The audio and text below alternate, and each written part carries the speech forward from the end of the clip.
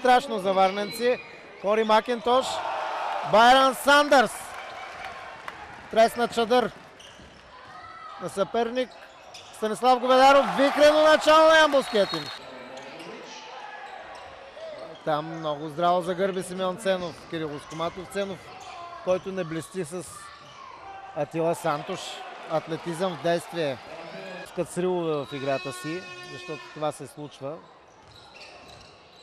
Атила Сантош много рязко смени посоката. Сантош. 4 точки за... Наблюдаваме един отличен ямболски тим. Той Чолаков. Чудесна. Браво! Мога само да аплодирам подобни изпълнения. Юлиан Радионов. Преха се към него. Чудесно връзка там. 100 точки. Радионов. И много майсторско изпълнение на Тила Дос Сантош. Няма кой да постави заслон там на Павел Маринов. Избухна Павел. Диана. Крачки като че ли на Симеон Ценов.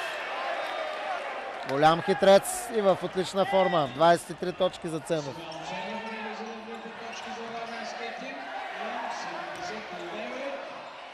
За 3 точки Кирил Оскоматов. Трета поредна тройка за... Няма да вкара. Взеха ни борбата. Кирил Оскоматов. Много важна борба там. Павел Маринов. Беше сам да пробива до края. Сега се подложи на чадъра на дощ.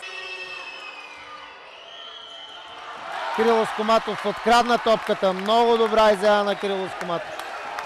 30 секунди до края. Кой ще се нагърби да стреля за 3 точки? Оскоматов го прави. Изравнява резултата! Каква за Ямбол. Кори Макинтош ще чака да завърши атаката.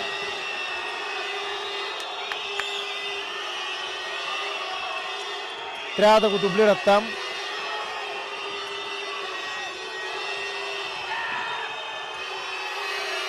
Няма да влезе. Край. Добре.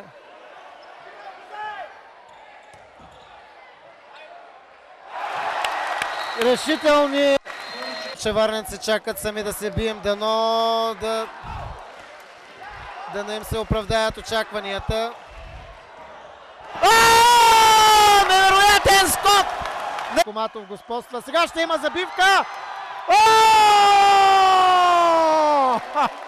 Павел Маринов, невероятен.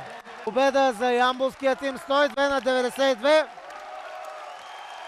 С 102 на 92 точки.